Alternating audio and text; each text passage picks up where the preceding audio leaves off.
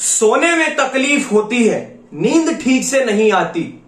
अक्सर हो जाता है कि हम सोते सोते उठकर बैठ जाते हैं रात में।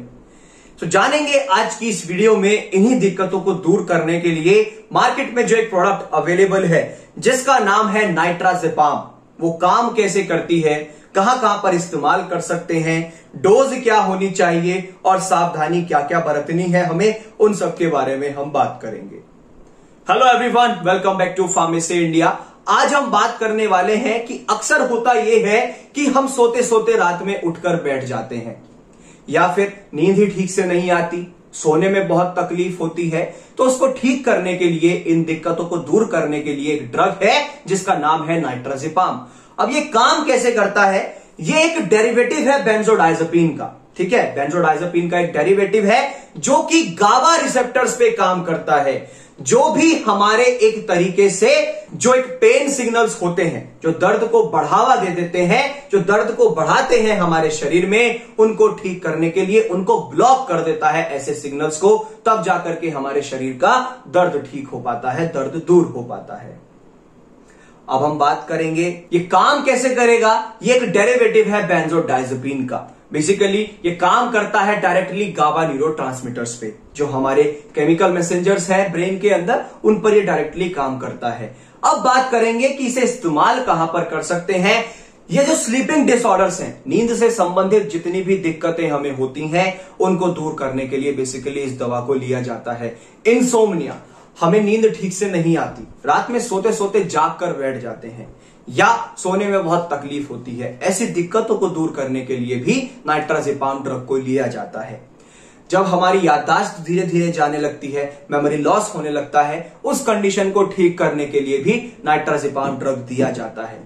मसल्स में जो हमारी मांसपेशियां हैं, उनमें जब ऐंठनपन आ जाता है, दर्द बहुत ज्यादा बढ़ जाता है, तो उस कंडीशन को ठीक करने के लिए भी नाइट्राजेपाम ड्रग को लिया जाता है। साथ ही साथ में जो मिर्गी के दौरे पड़ जाते हैं, एपिलेप्सी हो जाती है, उसको ठीक करने के लिए भी इस ड्रग को लिया जाता है।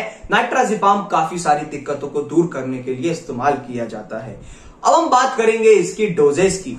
तो बेसिकली 5 से 10 mg एक दिन में इस ड्रग को लेना चाहिए, या फिर जो भी आपको आपका फिजिशियन डायरेक्ट करता है, कंसल्ट करता है, डोज बढ़ाता है या घटाता है, वो डिपेंड करती है। और हमेशा ध्यान दीजिएगा, ये एक प्रिस्क्रिप्टिव ड्रग है। नाइट्राजेपाम बिना प्रिस्क्रिप्शन के नहीं मिलती है, तो डॉक्टर की सलाह के बिना ना तो इसे इस्तेमाल करें और ना ही इसे बंद करें।